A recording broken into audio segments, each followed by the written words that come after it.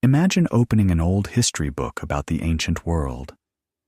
Again and again, one name quietly appears on its pages: Persia, the Persian Empire, the Persian kings, the Persian wars, a civilization that once stretched across deserts, mountains, rivers, and trade routes, shaping the lives of millions and standing beside Egypt and Rome as one of the great powers of the ancient world. But then you gently close the book, turn to a modern map, and notice something curious. The name Persia is gone. In its place is a country called Iran. The mountains are still there. The deserts are still there. The old cities still rest on the same land they always did. The plateau is the same plateau. The rivers still cut through the same valleys. The ruins still stand where they have stood for centuries, and yet the name appears different. So tonight, we follow a deceptively simple question. How did Persia become Iran? The answer is not a sudden moment of transformation. It is not one king waking up one morning and deciding to rename a country. It is not even, strictly speaking, the story of one name replacing another. It is a slow historical unfolding, shaped by language, geography, conquest, religion, memory, and the way people describe themselves from within compared to how others describe them from the outside. Because for most of the last 3,000 years, the land we now call Iran lived under two names at once. To much of the outside world, especially in Greek, Roman, and later European traditions, it was known as Persia. But to many of the people who lived there, the land was known by another name, Iran. That is the first key to the whole story. The modern switch from Persia to Iran did not invent a new identity. It brought an older internal identity to the surface. To understand why, we have to go back far beyond the 20th century, beyond the Qajars, beyond the Safavids, beyond the Arab conquest, and even beyond the rise of the Persian Empire itself. We have to begin with the land. The Iranian plateau is one of the most consequential landscapes in Eurasian history. If you have never really pictured it, you miss half the meaning of the story. This was not just some random patch of earth where empires happened to rise. It was a vast, elevated region, protected and complicated by natural barriers, large enough to generate many different ways of life at once. To the north stand the Alborz Mountains, and beyond them, the Caspian Sea. To the west run the Zagros Mountains, stretching down toward the Persian Gulf. To the east, the highlands merge into Central Asia and the distant wall of the Hindu Kush. Inside this world lie deserts, salt flats, high grazing lands, fertile valleys, oasis settlements, and the underground water systems later known as qanats that made life possible in places that seem, at first glance, almost unlivable. That geography mattered enormously. It did two things at once. It gave the peoples of the plateau natural defenses against easy conquest, and it forced them to become adaptable. You could not survive here with a single way of life. Highland pastoralists, valley farmers, merchants on caravan routes, town dwellers, and desert communities all developed distinct habits, skills, and rhythms. So the plateau did not produce one simple culture.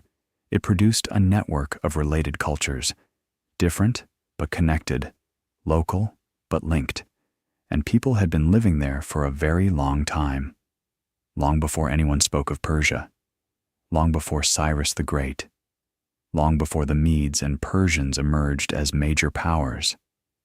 Archaeology shows complex life on the plateau as early as the 3rd millennium BCE, and likely earlier. In the southwest, near modern Khuzestan, the Elamites built one of the world's earliest urban civilizations, centered on cities such as Susa. They had writing, monumental building, administration, diplomacy, and trade ties reaching deep into Mesopotamia. They were not Persians. They were not even Iranian-speaking. They were their own people, with their own language and traditions, and they remained a major force in the region for over 2,000 years. Further south and east, in what is now Kerman province, archaeologists have uncovered the remains of what is often called the Jiroft civilization, dating to around 2500 BCE, finely carved chlorite vessels, evidence of metalworking, signs of wealth and social complexity. Everything about the finds suggests that the Iranian plateau was already full of sophisticated societies before later imperial traditions arrived.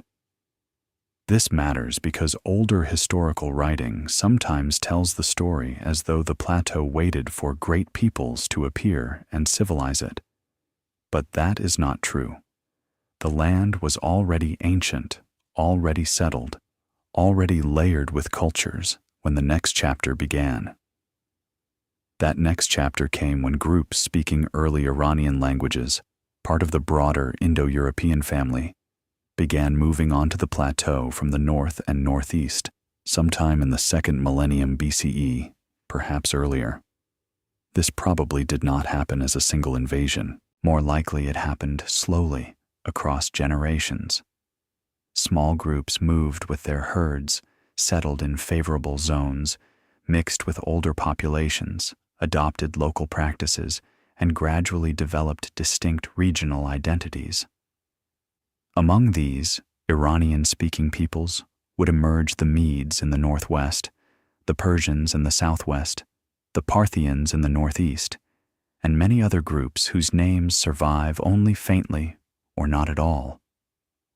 What united them was not one kingdom, at least not at first. It was a shared linguistic and cultural inheritance. And that is where the deeper name begins. Long before Iran appeared in its modern form, there existed older words related to Arya, Aryanum, and later Iran, terms tied to a people speaking related languages and imagining themselves as part of a broader cultural world. In this ancient context, Aryan had nothing to do with the grotesque racial misuse it would suffer in modern times. It meant something much closer to our people, the noble ones, or the people belonging to a shared linguistic and cultural sphere. This is the crucial point. From very early on, the peoples of the plateau had an inner name for themselves and their world. But the outside world did not focus on that broader self-understanding. It focused on one branch of it, the Persians, especially those from the southwestern region of Parsa. That is how the divide between Persia and Iran began. The first major Iranian-speaking power to emerge clearly in historical memory was the Median world. The Medes seem to have lived in the northwest of the plateau, organized for a long time in tribes and shifting alliances rather than a fully centralized state. Our problem is that the Medes left very little writing of their own. Almost everything we know about them comes from outside sources, especially later Greek accounts, which means certainty is always limited. Herodotus tells us that a man named Deioces persuaded the Median tribes to unite and founded a capital at Ecbatana, a magnificent city of concentric walls. It is a vivid story, almost dreamlike in its elegance, but hard to verify in detail. What seems much more secure is that by the late 7th century BCE, Median power was real and significant. Around 612 BCE, the Medes allied with Babylon in an assault on Nineveh, the capital of the Assyrian Empire. Assyria had dominated the Near East with extraordinary violence and military sophistication. Its armies had terrified generations. Its fall was one of the great shocks of ancient history. The Medes did not destroy Assyria alone. Babylon was equally crucial, perhaps even more so, but they were central to the event. In the aftermath, they controlled a substantial share of the former Assyrian sphere and became one of the major powers of the region. What did they call their land? We do not know with complete confidence. Their own records are too scarce. But given the linguistic evidence and the continuity of Iranian-speaking traditions, it is highly likely that they saw themselves as part of the same wider Iranian world. Later dynasties would articulate more clearly. They were not Persians, but they were close cousins in language, religion, and culture. To early Greek observers, however, these distinctions were often blurred. Median and Persian identities were not always clearly separated in Greek writing. Both belonged to the same mysterious Eastern world beyond the Aegean. And in that Eastern world, one particular vassal people was about to transform history. They were the Persians of Parsa, living in the southwest. Median power, like many early imperial systems built partly on tribal confederation and personal loyalty, was not perfectly stable. Such systems can look powerful from a distance, but they depend heavily on strong rulers, balanced alliances, and continued military success. Around the middle of the 6th century BCE, a Persian ruler named Cyrus decided that the old arrangement no longer served him. Cyrus was king of a Persian territory in what is now Fars province, and according to later tradition, he was linked by family to the Median royal house. Around 553 BCE, he revolted against the Median king Astyages. The stories surrounding that rebellion are full of dramatic legend, ominous dreams, prophecy, palace intrigue, even a threatened infant. The exact details may never be recoverable, but the result is clear. Within a few years, Cyrus defeated Astyages, took Ecbatana, and became ruler of what had been the Median world. This was the birth of a new imperial order, and this is the moment when the name Persia enters global history in a durable way. The Greeks, observing events from outside, associated Cyrus with his homeland, Persis, derived from Parsa. They then expanded that regional label to the entire empire he built. From their perspective, the empire was Persian because the ruling dynasty came from Persian lands. But Cyrus's state was already much larger than that label implied. He ruled Medes, Persians, Elamites, Babylonians, and many others. The empire's reality was broader than the name outsiders attached to it. Still, names given by powerful storytellers can last a very long time. Cyrus kept moving. He conquered Lydia in western Anatolia, expanded eastward into Central Asia, and in 539 BCE captured Babylon, one of the greatest cities of the ancient world. Babylon mattered not only because of its wealth and antiquity, but because Cyrus's conquest there became part of one of the most enduring political images of his reign, the ruler who restores rather than merely destroys.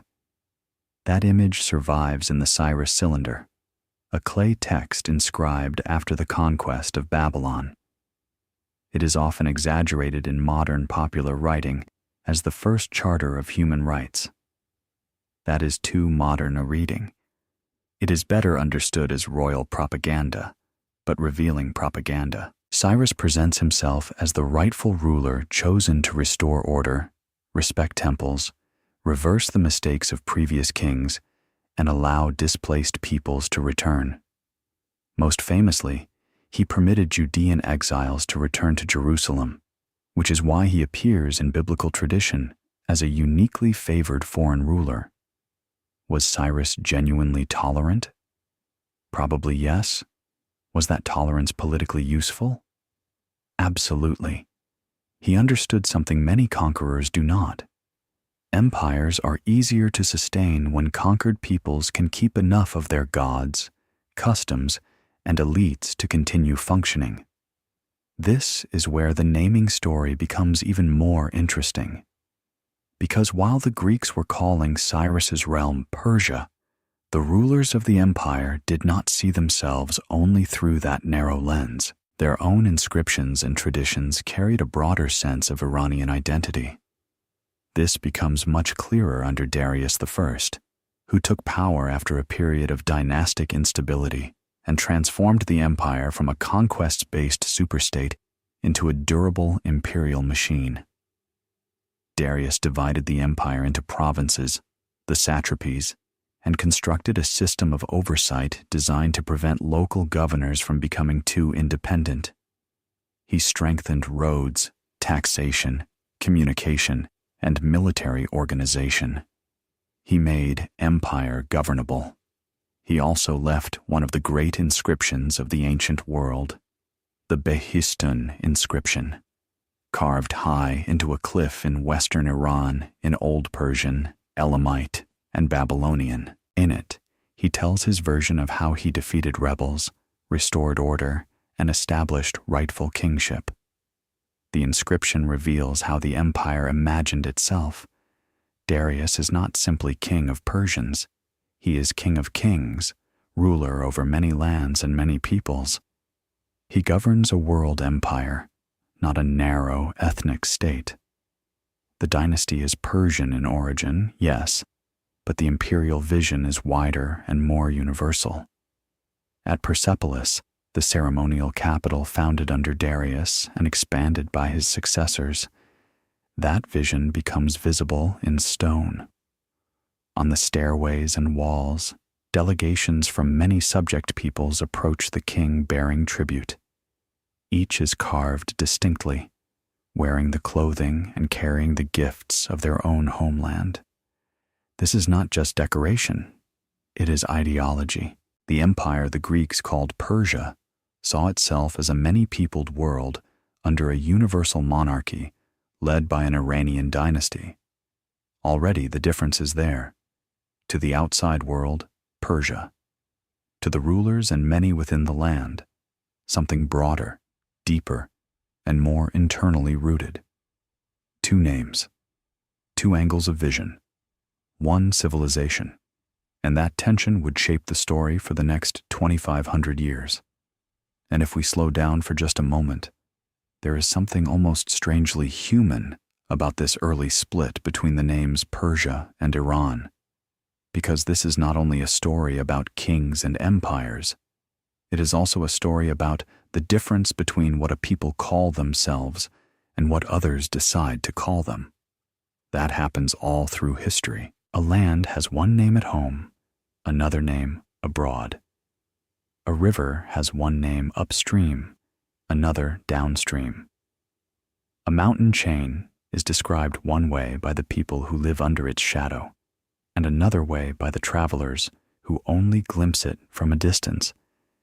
In that sense, the later tension between Persia and Iran is not unusual. What is unusual is just how long both names survived and how powerful both became. Because Persia was not a random misunderstanding. It came from something real. The Persians of Parsa were real. Their kings were real. Their homeland in the southwest mattered enormously. And once those kings built an empire that stretched from Egypt to Central Asia, it was almost inevitable that outsiders would attach the name of the ruling house to the whole imperial structure. That has happened many times in history. Outsiders often simplify. They take one dynasty, one city, one ruling clan, one visible region, and use it as a label for everything beyond it. It is easier that way. It fits more neatly into stories, maps, and memory. But the people inside large civilizations almost never experience themselves that simply. A peasant in the Zagros highlands, a merchant in Susa, a noble in Media, a priest in a fire temple, and a royal official at Persepolis did not all live the same life. They did not even speak exactly the same way. Their local worlds were different. And yet over time, many of them participated in something broader, an Iranian cultural sphere that tied together related peoples across the plateau and beyond. That is what makes the word Iran so enduring. It was not merely a court label. It was elastic enough to outlive courts. It was not tied only to one city. It was not tied only to one dynasty.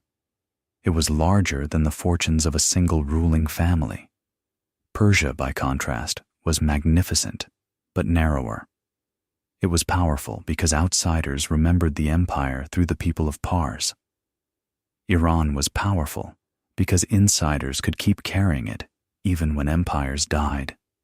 And geography helped make that possible. The Iranian plateau is not the kind of place that easily forgets itself. Its distances are too large. Its mountains are too stubborn. Its regions are too varied. Even when one imperial center fell, another could rise elsewhere. When one dynasty collapsed, local elites, priests, poets, and memory keepers remained. The land itself resisted total flattening. Think of how many roads crossed it. Not one road, but many. Routes from Mesopotamia into the interior. Routes from Central Asia down into the plateau. Routes south toward the Persian Gulf and the Indian Ocean. Routes west toward Anatolia and the Mediterranean. Routes north toward the Caucasus and beyond. This made the region vulnerable to invasion, yes. But it also made it a meeting place, a crossroads, and a transmitter of culture. Things came in. Things were transformed. Then they traveled out again. That is one reason Iranian civilization was able to absorb so much without losing itself. Long before the empires, the plateau had already trained its people in survival through adaptation. You do not last in that environment by being rigid. You survive by bending without breaking. And that is exactly what the name Iran would later do. It would bend through dynasties, through languages, through religions, through conquest, through changes in script, dress, government, and theology. But somehow it would not break. There is another detail here that matters too. When Greek writers spoke of Persia, they were not trying to preserve Iranian self-understanding. They were writing for Greek audiences. Their concern was not, what do these people most deeply call themselves, but how do we make sense of these Eastern powers in our own language? And once that Greek habit entered literature, history, and education, it became incredibly hard to dislodge. That is how names become historical traps. A word first used for convenience becomes tradition. Tradition becomes canon. Canon becomes common sense. And after enough centuries, people forget that the word was ever partial to begin with. That is what happened with Persia. By the time later Europeans inherited Greek and Roman learning, Persia no longer felt like one perspective among others. It felt like the obvious name, the natural name, the unquestioned name. But it had never been universal. It had only become habitual. Iran, meanwhile, remained closer to the ground. It lived not only in inscriptions and royal formulas, but in the quiet continuity of belonging, in the way related peoples understood their land, in the way speech and memory kept certain sounds alive, even as kingdoms shifted. And this is why the ancient beginning of the story matters so much. If you start only in 1935, the change from Persia to Iran can look abrupt, ideological, maybe even artificial. But if you start where we have started, in the deep history of the plateau, in the early Iranian-speaking peoples, in the coexistence of inner and outer names, then the later change looks very different. It looks less like invention, and more like resurfacing. Even in the age of Cyrus and Darius, the empire already contained this double identity. The Greeks saw Persia. The rulers carried something broader. The outer label and inner self-understanding were already diverging. And once a split like that begins, history can preserve it for astonishingly long periods. So before we move forward, it is worth lingering in this early world just a little longer. Imagine a traveler standing on a road that runs between mountain and plain somewhere on the Iranian plateau in the age before Alexander. He hears different dialects. He meets traders, soldiers, farmers, officials, priests. He sees royal symbols on monuments, but also older local rhythms that no empire fully erases. If he is Greek, he may go home and call the whole thing Persia. If he belongs to the land itself, he may think of it in a broader and older way. Both are naming something real, but they are not naming it from the same depth. And that difference in depth, the outsider's visible name and the insider's inherited name, is what will carry us into the next great turn of the story. Because soon, the empire the Greeks called Persia will collide with the Greek world so dramatically that the Greek version of the name will dominate for over 2,000 years. And yet, even then, Iran will not disappear. It will simply retreat a little further inward, waiting for another age to speak it aloud again. Under Darius I, the Achaemenid Empire became one of the most sophisticated imperial systems the world had yet seen, but it also moved into conflict with the Greek world in a way that would permanently shape Western memory. By this time, the empire reached the shores of the Aegean. Greek city-states in Ionia, along the western coast of Anatolia, had fallen under Persian control. Some adapted, some prospered, some resented the arrangement. When rebellion broke out in Ionia, Athens and other mainland Greeks became involved, drawing the wider Greek world into confrontation with the empire. In 490 BCE, Persian forces landed at Marathon. 10 years later, under Xerxes, the conflict escalated on a spectacular scale. There were bridges across the Hellespont, massive mobilization, and the famous battles of Thermopylae, Salamis, and Plataea. For the Achaemenid court, these were serious campaigns, but on the very outer edge of a huge imperial system that stretched far beyond Greece in every direction. For the Greeks, by contrast, these wars became existential. They were turned into defining myths about freedom, courage, and resistance against Eastern despotism. And because it was the Greeks who wrote the books later copied, admired, and taught throughout Europe, the Greek perspective became dominant. That is why Herodotus matters so much. Writing in the 5th century BCE, he gathered stories, oral traditions, observations, and reports into a large narrative about the Persian wars and the wider world that surrounded them. Again and again, he calls the empire Persia and its rulers Persians. He notices their roads, customs, discipline, administration, and court ceremonial. He admires some things, criticizes others, and often mixes historical inquiry with anecdote and legend. But the larger effect of his work is unmistakable. He helped define the great eastern rival of Greece as Persia in the Western historical imagination. That name would survive the dynasty itself. Greek and later Roman writers followed the same habit. Even when later Iranian dynasties rose with different political structures and different ethnic mixtures, European memory often continued to squeeze them into a familiar classical category: Persia. The irony is that inside the empire, the Achaemenid self-understanding was more universal than that. Darius and his successors did not merely think of themselves as kings of one people. In their inscriptions, they ruled lands of many tongues and peoples. At Persepolis, subject delegations are shown not as a faceless mass, but as distinct communities integrated into a larger order. The empire's internal vision was not Persia against the world in the Greek sense. It was a universal monarchy centered in an Iranian ruling house.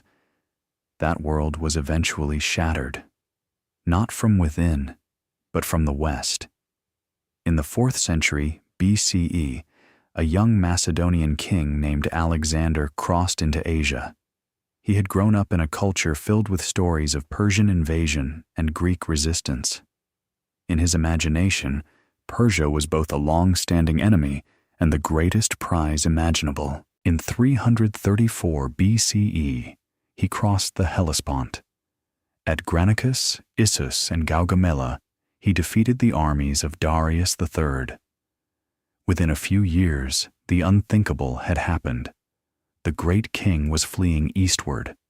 Babylon and Susa had fallen, and the heart of the Achaemenid world lay open. Then Alexander came to Persepolis. In 330 BCE, the ceremonial capital burned. Greek sources tell a memorable story of drunken revelry, of a courtesan calling for revenge for Xerxes' burning of Athens, and of Alexander joining the symbolic destruction. Other readings suggest calculation rather than impulse, an announcement in flames that the old imperial order was over. Whatever the motive, the image endured. The palace burned, roofs collapsed, painted cedar beams became ash, and the ceremonial heart of Achaemenid kingship was scarred forever. But Alexander's next moves show that even he did not intend simply to obliterate what he had conquered. He wanted to inherit it. He adopted elements of Achaemenid dress and court ritual. He retained the satrapal system. He employed Persian nobles. He married into the Eastern aristocracy. He made offerings at local sacred places. He experimented with a form of kingship that tried to stand at the center of both Greek Macedonian and Iranian imperial worlds. Not everyone around him liked this. His Macedonian companions resented what looked like Easternizing monarchy. Yet Alexander's own behavior reveals something fundamental. He understood that the empire he had broken rested on structures too deep to ignore.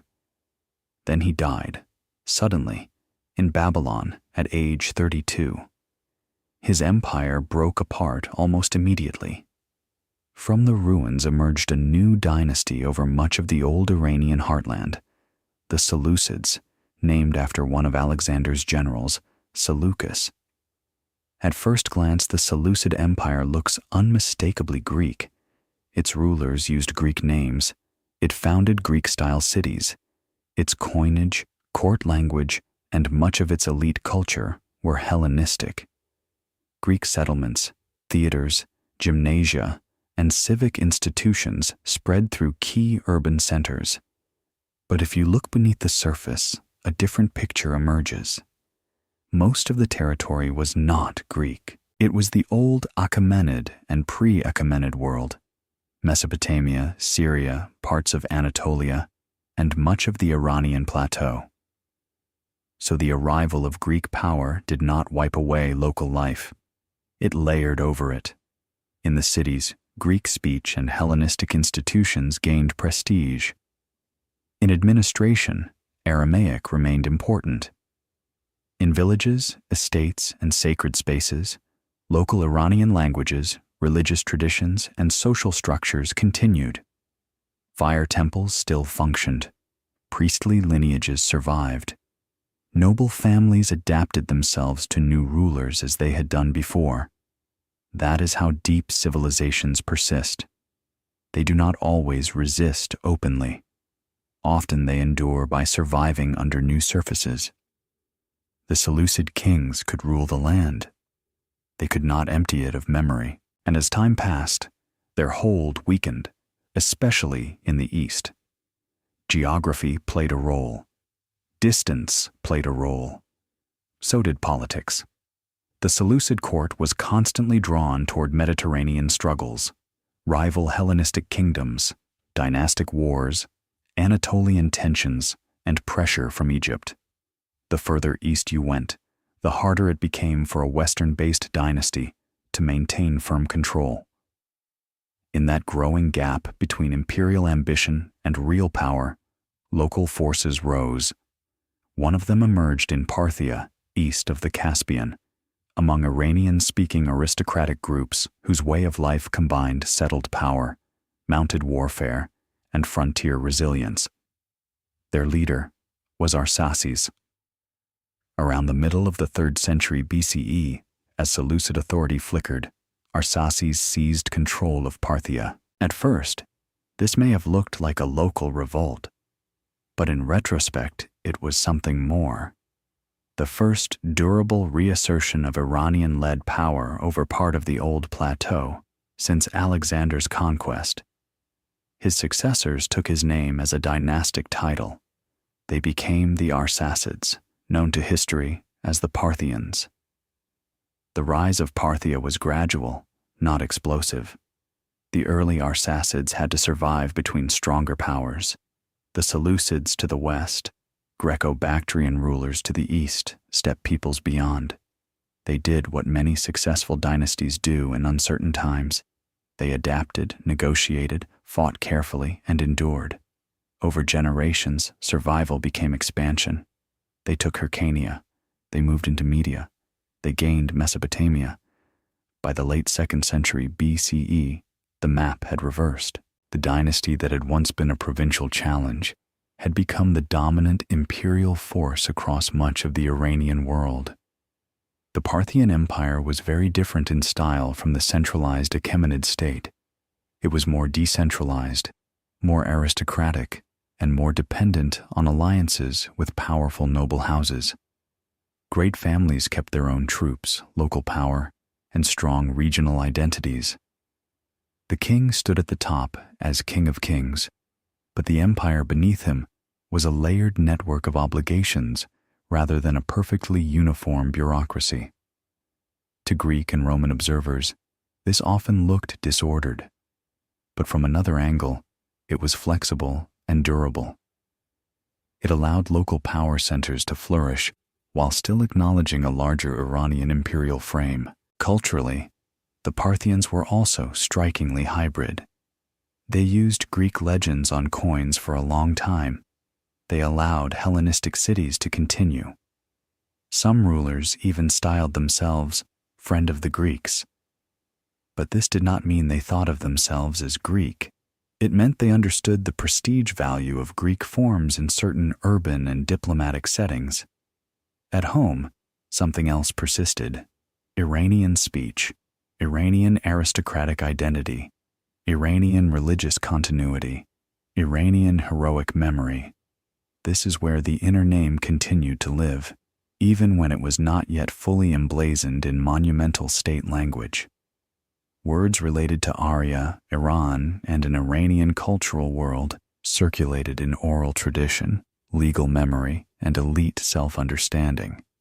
Religion strengthened that continuity. Zoroastrianism, under the Parthians, was not yet a single centralized church in the later Sasanian sense. It remained more diffuse, regionally varied, and held together by priestly families, sacred fires, ritual recitation, and a common cosmological pattern: truth against falsehood, light against darkness, divine order against the lie. And then there were the stories. In noble courts, winter halls, and aristocratic households, storytellers preserved epic material about ancient Iranian heroes and kings: Rostam, Esfandiar, Jamshid, Zahak, the Kayanian line, and the recurring struggle between Iran and its enemies. These tales were not yet gathered into Ferdowsi's Shahnameh, but the underlying memory was alive. In these stories, Iran was already more than a political map. It was a moral and mythic world. The Parthians also became the great eastern rival of Rome.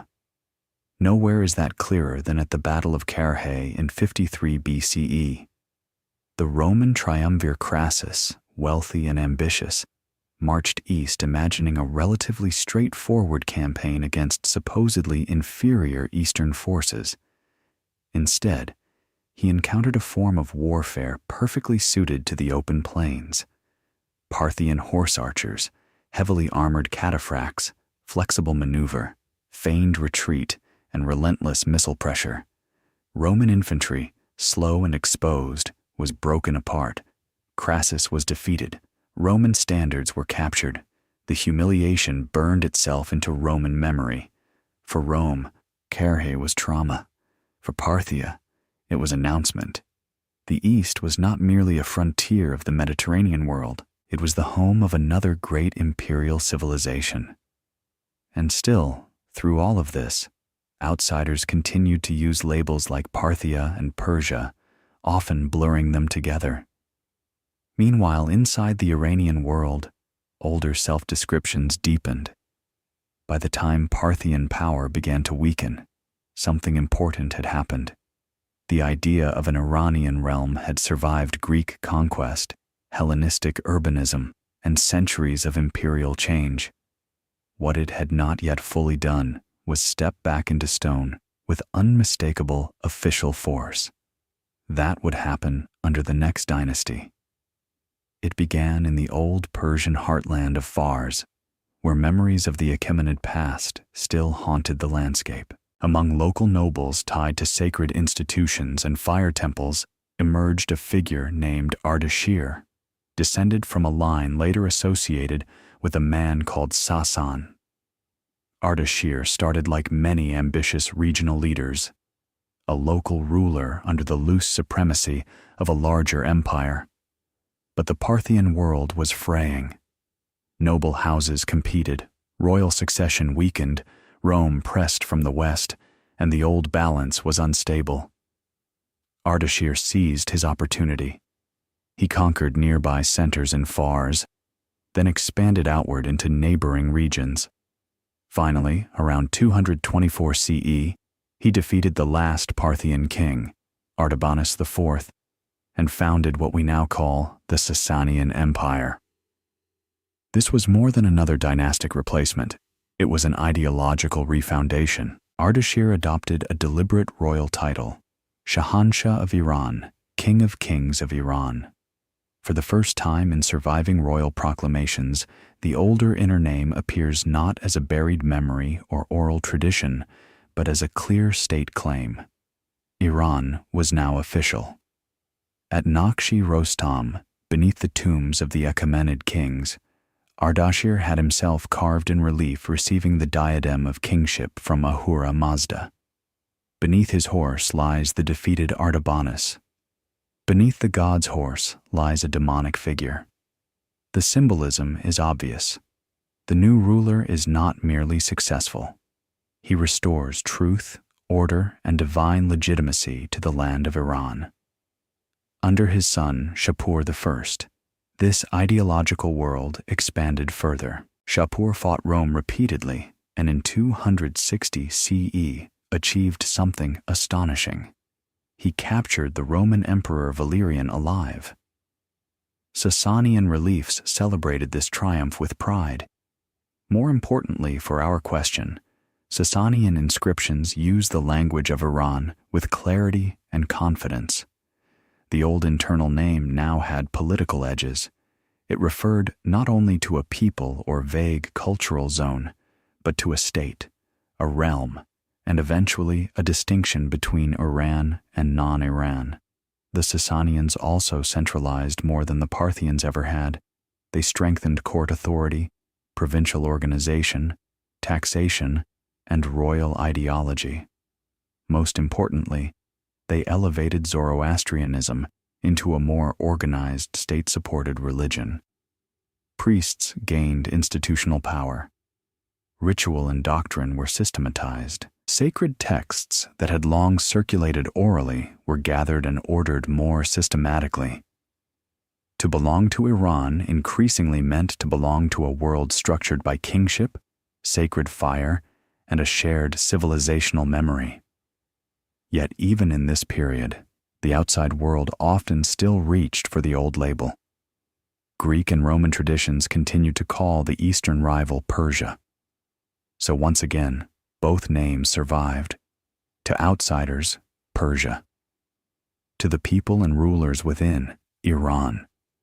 If the Achaemenids gave the outside world the habit of saying Persia, the Sasanians gave the inner world a stronger habit of saying Iran with political confidence. And that matters, because under the Sasanians, the word stopped being only a civilizational inheritance and became something more formal, more deliberate, more state-shaped.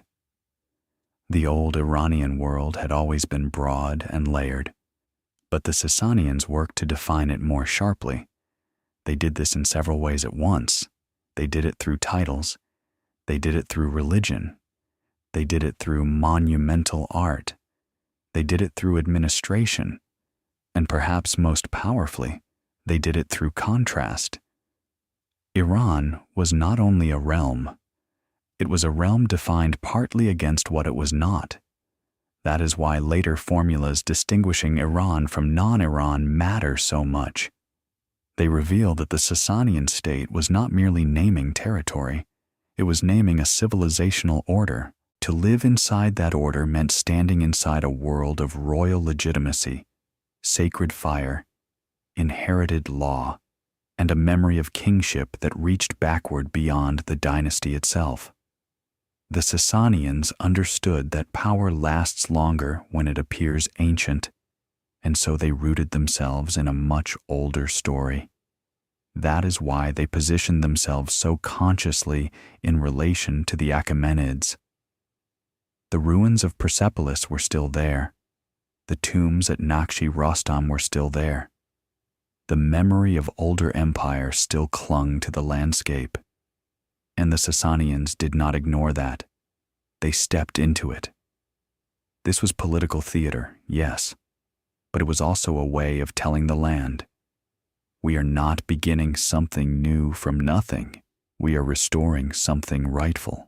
That language of restoration is one of the most powerful tools in history. New dynasties often present themselves not as innovators, but as healers of a broken order. It sounds more legitimate that way. It reassures elites. It binds the present to memory. It lets change wear the costume of continuity.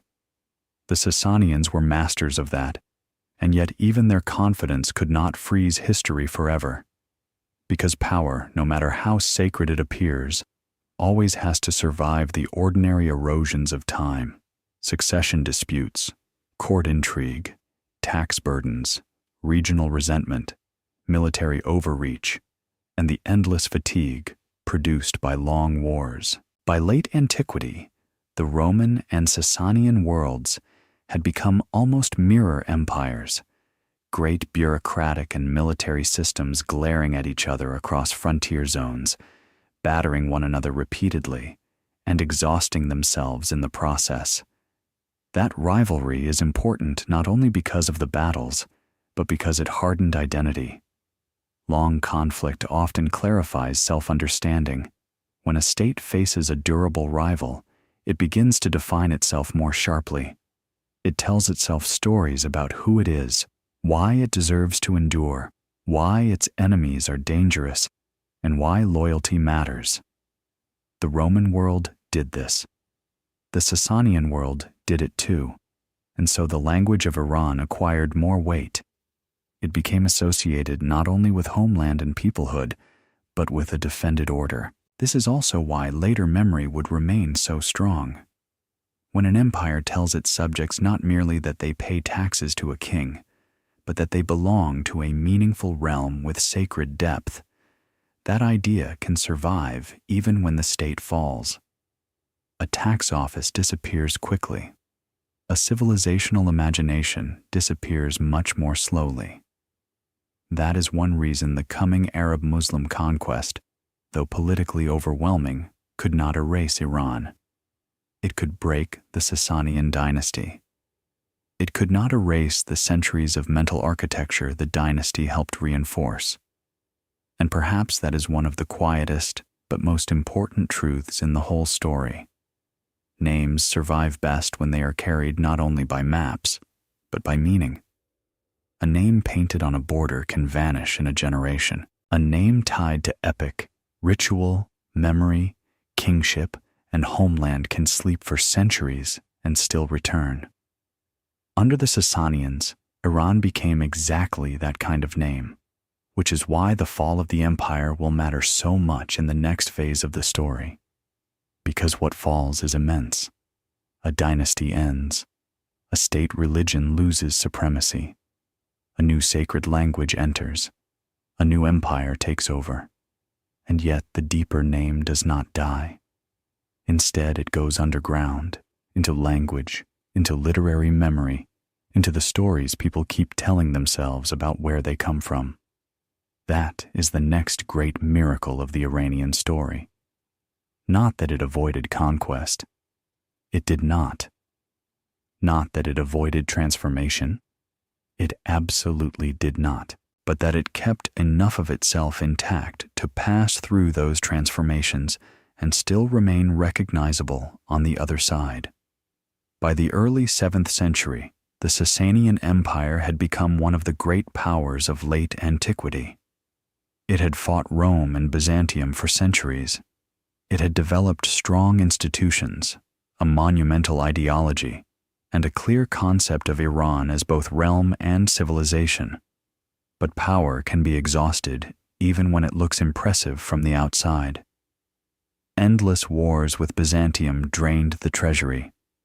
Court coups and succession struggles weakened the dynasty. Plague and internal instability hollowed out the empire.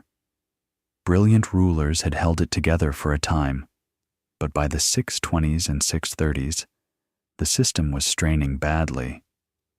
Then, from Arabia, came a new force. The early Muslim armies did not enter a nameless region. They entered what the Sasanians themselves understood as Iran-Shar, the realm of Iran. The decisive confrontations came fast. At Al-Qadisiyah, around 636 CE, a major Sasanian army was defeated. Then fell Ctesiphon, the royal capital on the Tigris, with its palaces, treasuries, and great imperial arch. Another crushing defeat at Nahavand broke hopes of coordinated recovery. The last Sasanian king, Yazdegerd III, fled eastward, trying to rally support, but the world around him was collapsing. He was killed around 651 CE. On paper, the fall of the dynasty looks astonishingly rapid. In roughly 2 decades, most of the Sasanian realm passed under Arab-Muslim control. But dynasties can fall faster than civilizations. That is what matters here. Conquest is one thing. Transformation is another. The new rulers brought a new religion, a new sacred language, a new political center of gravity, and eventually new administrative systems. But they did not erase the older world overnight. For generations after the conquest, many people in Iran remained Zoroastrian. Fire temples still operated. Priests still recited sacred traditions. Rural communities still lived inside old rhythms of memory, ritual, and kinship. Some of the Zoroastrian texts that survive to us were copied or reworked in the Islamic period by communities trying to preserve a shrinking but persistent tradition. Conversion to Islam was gradual. Some embraced the new faith quickly. Others converted for practical reasons: tax relief, access to power, military careers, legal advantages. Still others stayed Zoroastrian for centuries. Over time, Islam spread deeply and irreversibly, but it spread into Iranian soil, not into an empty space. That is why the result was not cultural disappearance. It was cultural adaptation. As religion changed, language changed too. Under the Sasanians, Middle Persian had been an important language of administration and elite culture, written in the difficult and highly compressed Pahlavi script. Under Islamic rule, Arabic became the dominant language of theology, science, high administration, and scholarly prestige. For a while, it might have looked as if Persian would fade into the background, surviving only as local speech. Instead, it was reborn. Spoken Persian evolved and came to be written again in a modified Arabic script, absorbing Arabic vocabulary and Islamic concepts while preserving its Iranian grammatical core. Over time, what we call New Persian emerged. This was not a loss of identity. It was a new vessel for an old one.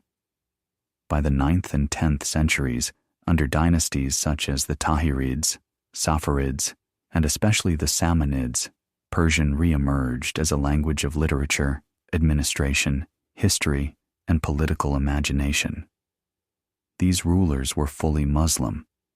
They patronized Arabic scholars and operated within the Islamic world. Yet when they wanted to articulate memory, prestige, and refined kingship, they turned to Persian. This reawakening was tied to a broader intellectual current sometimes called shu'ubiyya. The word comes from an Arabic term for nations or peoples, and the movement in its loose, broad sense pushed back against claims of automatic Arab ethnic superiority within the Islamic order. Iranian writers and intellectuals accepted Islam, revered the Prophet, and participated deeply in Muslim civilization. But they refused the idea that becoming Muslim meant erasing the value of older Iranian heritage. They praised pre-Islamic statecraft, courtly refinement, historical depth, and literary dignity. Their argument, whether sharp or subtle, was clear. One could be fully Muslim and still proudly Iranian. Language became the medium through which that argument proved itself. Then came one of the greatest literary acts in history. Around 1010 CE, the poet Ferdowsi completed the Shahnameh, the Book of Kings. Drawing on older prose chronicles, oral traditions, aristocratic memories, and legendary cycles, he turned the story of Iranian kingship into a vast Persian epic of roughly 60,000 couplets. Its scale is astonishing. Its cultural effect was even greater. In the Shahnameh, world-making kings, dragon-slaying heroes, tragic princes, tyrants, warriors, and defenders of the land move through a history that is part myth, part memory, part political inheritance. Again and again, the poem speaks of Iran, not as a modern nation-state, but as a civilizational world, a homeland with enemies, losses, duties, and memory. Ferdowsi made a deliberate stylistic choice. He minimized Arabic vocabulary when possible, and drew deeply on the resources of Persian itself. He was not rejecting Islam. He was a Muslim, but he was proving something. Persian could carry the full weight of a civilization's memory on its own terms. This was decisive. Through the Shahnameh, Iran remained alive as an idea that predated the caliphates and survived them. The poem told listeners that their story did not begin with the Arab conquest. It stretched back through the Sasanians, the Parthians, the Achaemenids, and into the mythic dawn of kingship itself. It is difficult to overstate what that meant. Even as rulers changed, even as Islam reshaped the religious world, even as Arabic transformed scholarship and law, the word Iran remained charged with deep emotional and historical force. And the rulers who came after, many of them not ethnically Persian at all, stepped into that world. Turkic-speaking military powers rose across the Eastern Islamic world. One of the first great examples was the Ghaznavid dynasty, based in Ghazni. Its rulers came from Turkic military backgrounds, yet when they sought prestige, legitimacy, and refined courtly image, they patronized Persian literature. They hired Persian poets. They celebrated Iranian kingship.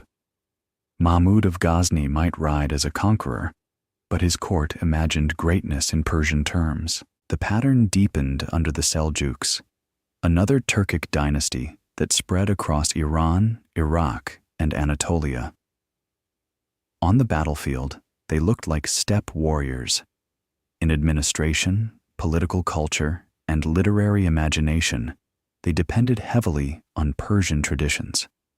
Their great vizier, Nizam al-Mulk, himself Persian, wrote the Siyasat-nameh, a book of government that blends Islamic principles with older Iranian ideals of order and kingship. For him, just rule did not emerge from nowhere. It belonged to a long tradition in which pre-Islamic Iranian kings were still morally and politically relevant. Then, in the 13th century, came one of the most devastating shocks in Iranian history: the Mongol invasion. When the armies of Genghis Khan and his successors moved westward, they did so with terrifying speed and violence.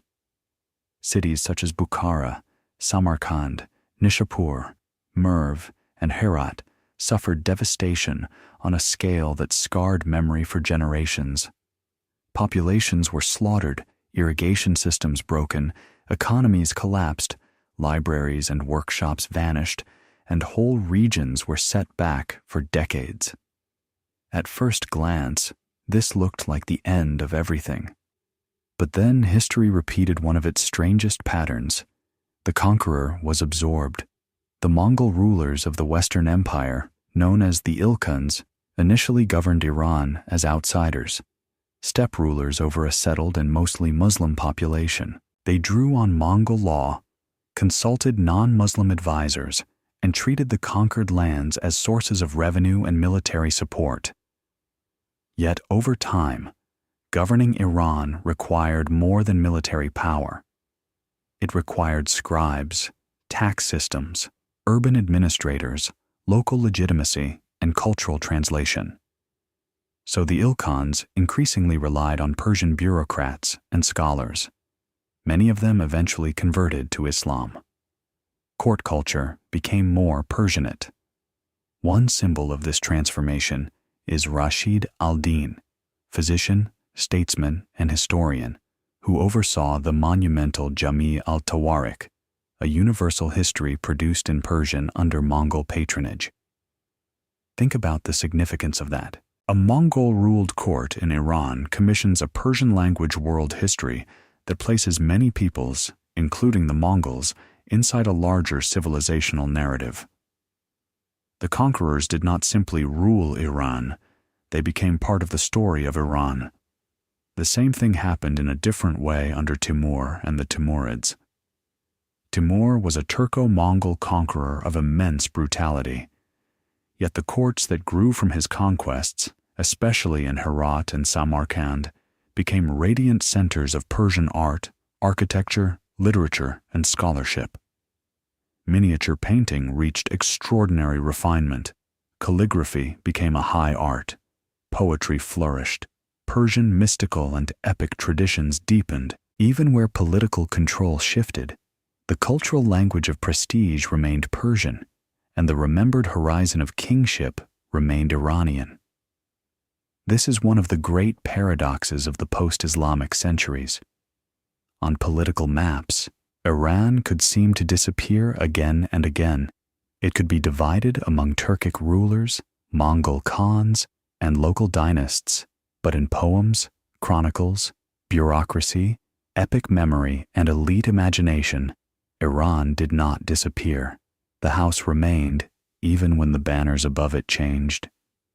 By the late 15th century, the plateau and the surrounding regions were full of competing powers, Sufi orders, tribal confederations, and ambitious military elites. In that world, a new question was quietly maturing. Could a dynasty arise that did not merely adopt Iranian prestige, but once again claim the land itself as a more coherent political whole? The answer came through the Safavids. The Safavid story began as a Sufi lineage centered in Ardabil. Over generations, the Safavid sheikhs gathered devoted followers, especially among Turkic-speaking tribes later known as the Kizilbash, the Redheads, because of their distinct red headgear. Out of this world emerged Ismail, born in 1487. His childhood was marked by violence, danger, and concealment. Yet among his followers he acquired an aura that was more than political. Many saw him as a sacred, even messianic figure. At the age of 13, he emerged from hiding and launched a stunning sequence of campaigns. Rival rulers underestimated him. That mistake did not last long. In battle after battle, Ismail and his Kizilbash followers swept across the northwest of the Iranian world. In 1501, he entered Tabriz and crowned himself ruler. This moment marks the beginning of the Safavid dynasty, and with it, a major turning point. For the first time in centuries, a ruler based on the Iranian plateau began to weld much of the land back into a single, self-conscious political unit, not simply the holdings of one warlord, not merely a conqueror's circuit of tribute, but something much closer to a renewed Iran. And Ismail made another decision of enormous long-term consequence. He declared Twelver Shia Islam the official religion of his state. Before this, most of the plateau had been predominantly Sunni, though Shia communities existed. Under the Safavids, Shi'ism became the official religious framework of rule. The transition was not gentle. It involved pressure, institutional change, imported scholars, new rituals, new sermons, and in many places violence. But over generations, it succeeded. Iran became the great Shia power of the region, distinguished religiously from its mostly Sunni neighbors, especially the rising Ottoman Empire to the west. This mattered because identity became layered. Iran was now not only a land of old kings, Persian language, and epic memory, it was also a distinctly Shia political civilization. Under Shah Abbas I, the Safavid state reached its artistic and political zenith. He moved the capital to Isfahan and transformed it into one of the great cities of the early modern world. Mosques, bridges, bazaars, caravanserais, palaces, gardens, Isfahan became a visual statement that Iran had not only survived, it could still radiate grandeur. Safavid documents, court writing, and political language increasingly used terms like Iran, realm of Iran, and domains of Iran with confidence. The dynasty framed itself as heir to older Iranian kingship, now fused with Shia Islam and early modern statecraft. Yet outside the country, a different naming habit remained dominant. European merchants, diplomats, travelers, and mapmakers continued to speak of Persia. They bought Persian carpets. They wrote of Persian ceremony. They admired Persian miniatures. They visited the Persian court. So by the early modern era, the dual naming pattern was deeply settled. Inside, Iran. Outside, Persia. And that is the pattern the modern age inherited. And if we slow the story here, in the centuries between the Arab conquest and the Safavid state, something extraordinary comes into focus. Because this may be the strangest part of the entire journey. Iran survives most visibly, not when it is strongest politically, but when it is most vulnerable to being forgotten. After all, think about what happens across those centuries. The old Zoroastrian state collapses. Arabic becomes the language of revelation, law, and scholarship. New dynasties rise, many of them not ethnically Persian. Turkic military power spreads. Mongol devastation tears through the region. Political authority is fragmented repeatedly. If identity were only politics, Iran should have dissolved. If identity were only religion, Iran should have vanished into a broader, undifferentiated Islamic world. If identity were only dynasty, then each new house should have erased the one before it. But that is not what happened. Instead, the Iranian world began doing something subtler and, in the long run, more powerful. It became a civilizational language, not just literally Persian as a language, though that matters enormously, but Persianate culture as a whole, a style of ruling, remembering, writing, advising, praising, and imagining greatness. This is why Persian became so important far beyond the borders of what we now call Iran. It was used in courts from Anatolia to India. It became a language of poetry, diplomacy, administration, and high culture across a huge zone.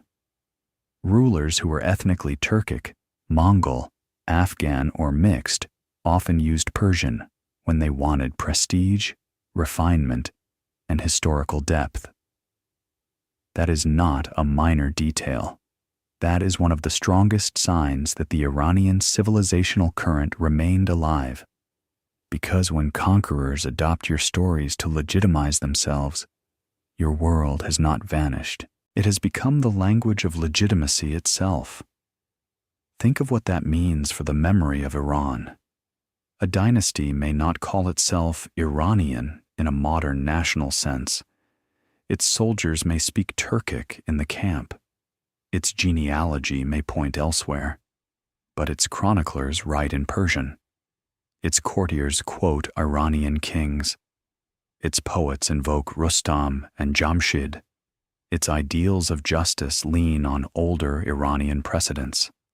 Its rulers are painted, described, and remembered through a framework built by the civilization they entered. That is not defeat. That is survival at a very deep level. This is why the Shahnameh is more than literature. It is cultural architecture. Without Ferdowsi and the tradition he gathered, much of pre-Islamic Iran might have remained scattered in fragments, half-remembered stories, local heroic cycles, broken chronicle traditions, names drifting without structure. But by giving it poetic unity, he made it portable across centuries. Portable memory is one of the great survival tools of civilization. A palace can burn, a dynasty can die, a temple can be abandoned, but a poem can travel, a story can be memorized, a language can move with scribes, merchants, teachers, judges, and singers. That is exactly how Iran crossed the centuries when its political body was unstable. And this makes the Safavid moment even more important, because when the Safavids unite much of the plateau again and begin speaking of Iran as a more concrete political realm, they are not creating ex nihilo. They are drawing back together things that had remained alive in dispersed form: language, epic memory, Shia religious distinction, old ideas of kingship, and territorial imagination. In other words, the Safavids are not inventing Iran. They are recondensing it. A civilizational idea that had long existed in scattered channels becomes state-shaped again. That process is never perfectly smooth, and it is never perfectly clean. There were regional loyalties, tribal structures, linguistic diversity, and competing visions of power throughout the Safavid centuries. But the broad result is unmistakable. The political and cultural vocabulary of Iran becomes more visible again, more institutional again, more territorially anchored again. And once that happens, the old duality becomes even more striking. Inside the land, Iran is vivid. Outside the land, Persia still dominates. This means that by the time Europeans in the early modern period are filling books with Persian carpets, Persian kings, Persian luxury, and Persian customs, they are often describing a state whose own internal language already leans heavily toward Iran. That difference between self-name and foreign name has now lasted for centuries, and the longer it lasts, the more natural it feels to both sides. To outsiders, Persia becomes romance, classicism, antiquity, elegance, the old East of Greek memory. To insiders, Iran remains belonging, continuity, homeland, and political inheritance. That split will matter enormously in the modern age, because when the 20th century finally arrives and the outside world is asked to stop saying Persia and start saying Iran, the request will sound radical only to those who forgot how old the inner name really was. To the people inside the house, it had never gone away. It on dal. By the 19th century, the confident world of the Safavids had long faded. The dynasty that now ruled was the Qajar house, which came to power after chaos, fragmentation, and warfare in the late 18th century. In one important sense, the Qajars did restore something. They brought much of the Iranian lands back under a single monarchy, but they inherited a world that had changed profoundly around them. Europe was no longer sending only merchants and occasional envoys. It was sending empires. To the north, Russia expanded through the Caucasus. To the south and east, Britain, anchored in India, pressed through diplomacy, commercial leverage, loans, concessions, and military pressure when needed. Iran found itself caught between giant powers whose ambitions far exceeded anything earlier generations had faced. The Qajar court in Tehran tried to balance them, but usually from a position of weakness. The results were painful. In the early 19th century, Iran fought two disastrous wars with Russia. They ended in the treaties of Gulistan in 1813 and Turkmenchay in 1828. These were diplomatic agreements on paper. In reality, they were amputations. Iran lost almost all of its Caucasian territories. Georgia, much of what is now Azerbaijan, parts of Armenia and Dagestan. These lands had been tied to Iranian political and cultural worlds for centuries. Their loss was not merely strategic, it was psychological. It told many Iranians that the old equilibrium of power had broken, and as Russia pressed from the north, Britain pressed from the south. The methods were not always invasion. Often they were subtler and, in some ways, more humiliating. Loans, concessions, monopolies, customs control, diplomatic manipulation, and privileged trade arrangements. The Qajar state was often short of money. Foreign powers knew this. Financial need became political leverage. Within Iran, resentment grew. In bazaars, in clerical circles, in ministries, and in coffee houses, people watched concession after concession signed away. The word Iran still lived proudly in poetry and history, but the political reality of Iran seemed to shrink with each foreign intrusion. Then came the tobacco concession of 1890. A British company was granted sweeping control over the tobacco trade. It might sound like a narrow economic issue, but tobacco touched daily life and commercial networks deeply. The concession became a symbol of national humiliation. The reaction was extraordinary. A boycott spread, shops closed, people refused to smoke. Religious leaders declared the use of tobacco forbidden until the concession was withdrawn. The protest united merchants, clerics, and ordinary people in a common act of resistance. And eventually, the Shah backed down. This mattered because it revealed a new force: public political action in the name of the country itself. A decade later, that force became more explicit in the constitutional revolution beginning in 1905. Merchants took sanctuary in mosques. Clerics preached against corruption and foreign domination. Students, reformers, and intellectuals circulated pamphlets and demanded reform. Crowds called not only for justice, but for structure, a constitution, a parliament, limits on arbitrary royal power, and legal order.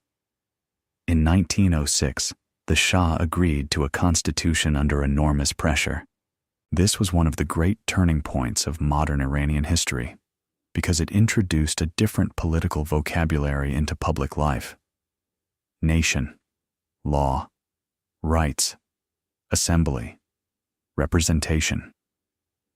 Iran was increasingly imagined not merely as the possession of a dynasty, but as a nation that ought to govern itself through institutions.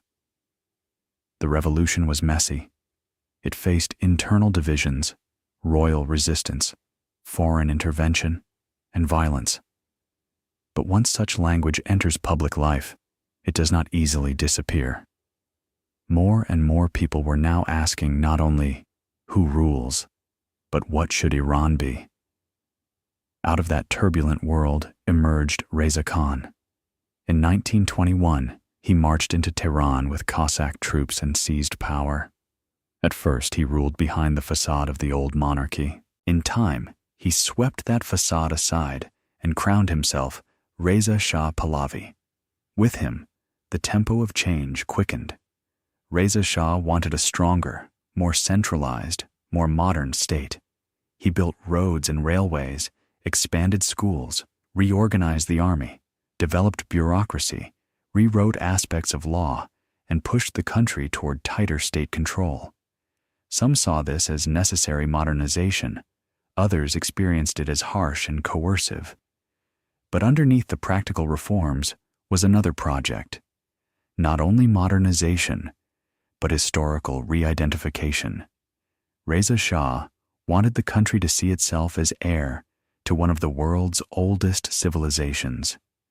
He emphasized Cyrus, Darius, the Achaemenids, the Sasanians, archaeological restoration, education, public symbolism, and elite political language increasingly highlighted pre-Islamic antiquity. This was not the invention of a past. It was the selective elevation of one already present. And then, in 1935, came the naming decision that made all of this visible to the outside world. Reza Shah requested that foreign governments stop using Persia in official usage and instead use Iran.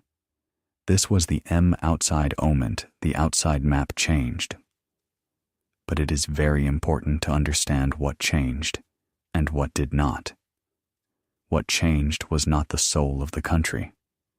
What changed was the diplomatic label used by outsiders. The argument behind the request was straightforward. Iran was the country's own ancient name, rooted in native memory, royal inscription, and long internal usage. Persia was an outsider's term, inherited through Greek and Latin tradition, and originally based on one province, Parsa, rather than the whole civilizational world. From the Iranian point of view, the question was simple. If the people of the country call it Iran, why should foreign governments insist on calling it something else? So embassies changed their wording, treaties changed their wording, maps changed their wording, news reports gradually changed their wording. Where Persia had once stood, Iran increasingly appeared. Of course, this was not culturally simple. In Western imagination, Persia had gathered a certain beauty around it. It evoked carpets, poetry, miniature painting, gardens, old courts, and a sense of antique elegance. Iran, to many foreign ears, sounded more modern, more political, sharper, less wrapped in the romantic haze of Orientalist memory. That is why the shift caused mixed reactions. Some saw it as historically authentic, a correction, a return to the land's own self-name. Others felt that something familiar and poetic had been lost in translation. And the 1930s were globally charged years. Nationalism, ancestry, ideas about race and ancient identity, and the politics of image were all unusually intense. So the renaming did not happen in a vacuum. It carried cultural and ideological layers of its own. Even so, the deeper historical truth remains. Iran was not a new invention of 1935. It was an old self-name becoming official in global diplomacy. In 1959, Mohammad Reza Pahlavi later stated that both Iran and Persia could be used acceptably in foreign languages. By then, though, the world had already largely shifted to Iran in formal contexts.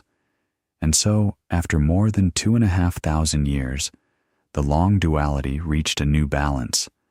Not the disappearance of Persia as a cultural memory, not the birth of Iran as a new state, but the triumph, in international usage, of the land's older internal name.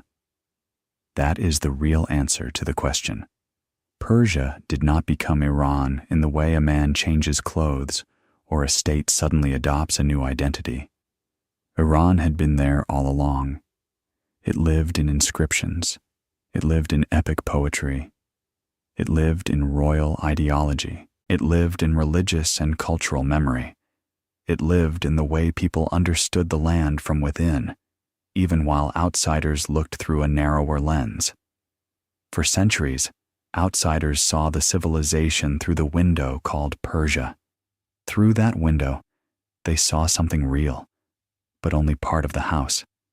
Behind it, older and deeper, the word Iran endured. Empires rose and fell across the plateau. The Medes, the Achaemenids, the Seleucids, the Parthians, the Sasanians, the Caliphates, the Turkic dynasties, the Mongols, the Safavids, the Qajars, the Pahlavis, each brought new banners, new ambitions, new institutions, new claims to legitimacy. Yet none erased the deeper current, because names can shift, borders can move, religions can change, languages can absorb and transform, but sometimes, beneath all of that movement, something older remains. That is what happened here. Persia survived in many languages as a cultural label: Persian rugs, Persian cats, Persian poetry, Persian miniatures, the Persian Gulf.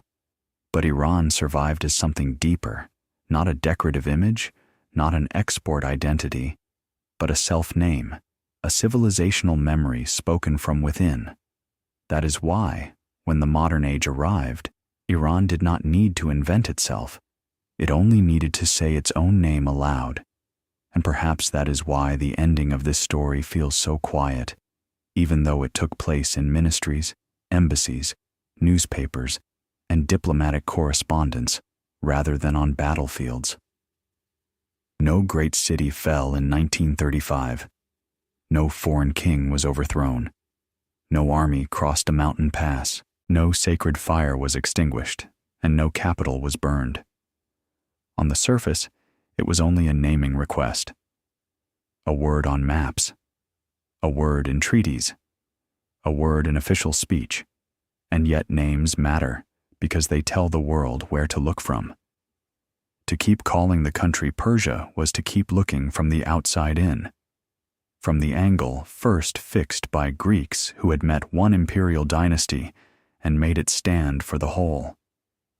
That perspective was not false, but it was incomplete, and it had hardened into habit. To say Iran instead was to look a little more from the inside out. It was to acknowledge that beneath the classical memory of Persian kings, there had always been something broader and deeper, a long continuity of self-description carried through changing eras by people who did not experience themselves simply as a museum of Greek history. This is why the change mattered, even if it did not alter the land itself. A name can act like a frame around a painting. Change the frame, and the image begins to feel different, even if the canvas is the same. Under the frame called Persia, foreign audiences often saw aesthetic splendor, exotic refinement, ancient empire, carpets, poetry, miniatures, gardens, old-world elegance. All of that was real, but it leaned toward culture as spectacle. Under the frame called Iran, the same land appeared more historical, more political, more continuous with its own memory. It sounded less like an ancient relic and more like a living civilization still speaking in its own voice. Of course, the 20th century made that voice harder for outsiders to hear clearly. Modern geopolitics, revolution, oil, monarchy, foreign intervention, Cold War alignments, and later the Islamic Republic all loaded the name Iran with fresh associations, some of them harsh and immediate. In the modern media age, Iran became a headline word in ways Persia rarely had, and perhaps that also contributed to nostalgia in some foreign circles for the older name. Persia felt distant, poetic, softened by time. Iran felt current, unsettled, political, alive, but that contrast is itself revealing. People are often comfortable with civilizations when they belong safely to the past. They become more uneasy when those same civilizations insist on being present. In that sense, part of the emotional resistance to Iran replacing Persia was not really about philology. It was about the difference between admiring a civilization as a beautiful memory and confronting it as a modern reality. Persia could be romantic. Iran demanded recognition. And yet, the deeper history tells us that the modern reality is not a break from the old one. It is one of its continuations. The country on the map today did not spring from nowhere. It stands at the end of a very long chain of remembered land, language, and political imagination. That chain was stretched, tangled, invaded, interrupted, translated, Islamized, Persianized again, Turkified in part, Mongol-ruled, Shiified, centralized, fragmented, and renamed from the outside more than once. But it did not snap. That is why the story matters. Because it reminds us that civilizations do not survive only through uninterrupted statehood. Very few do. They survive through people who keep naming themselves, through stories repeated long after palaces fall, through epics copied by tired scribes, through prayers recited in old accents, through habits of speech children inherit without noticing, through scholars who preserve memory, through rulers who borrow old grandeur because they know it still has power, through poets who refuse to let a world disappear simply because its dynasty has ended. Iran survived in exactly that way. Not as one straight line, not as one uninterrupted government, not as one religion or one language untouched by change. It survived as a continuity carried through change. And that may be the best answer of all to the question we began with. How did Persia become Iran? It didn't. Not really. Persia was one of the names the world used for a civilization whose people had long carried another name within it.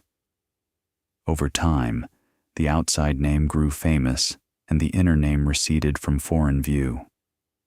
Then, in the modern age, the inner name stepped back into public sight. That is not transformation in the simple sense. It is revelation. The world thought the country had changed its name, but in a deeper way, the country had only asked the world to notice a truth that had been there all along. So maybe the final image for this story is not a coronation, or a battle, or a treaty table. Maybe it is something quieter, a long hallway in the house of history. On one wall hang foreign labels: Persia, the empire of Greek memory, the land of carpets and kings. On the other wall hang inner memories: Iran, Iran, the realm remembered in inscription, epic, prayer, and belonging. For centuries, the world walked down that hallway, looking mostly at one side. Then, quite late, it finally turned its head. And there, waiting patiently all along, was the other name. Not new, not invented, not borrowed, only older than many had realized: Iran. So in the end, the story is not really about one name replacing another. It is about a hidden name stepping back into view. The world thought it was witnessing a change. What it was really witnessing was a return. Not the birth of Iran, the resurfacing of Iran. And maybe that is the quiet lesson history leaves with us tonight. Identities are not always lost when their names disappear from maps. Sometimes they wait. They wait in poems. They wait in chronicles. They wait in prayers and stories. They wait in habits of speech. They wait in the way a people remember themselves, even when outsiders use another word. And then one day, when the world looks again, it discovers that what seemed to vanish was there all along, not gone, only waiting to be called by its truer name.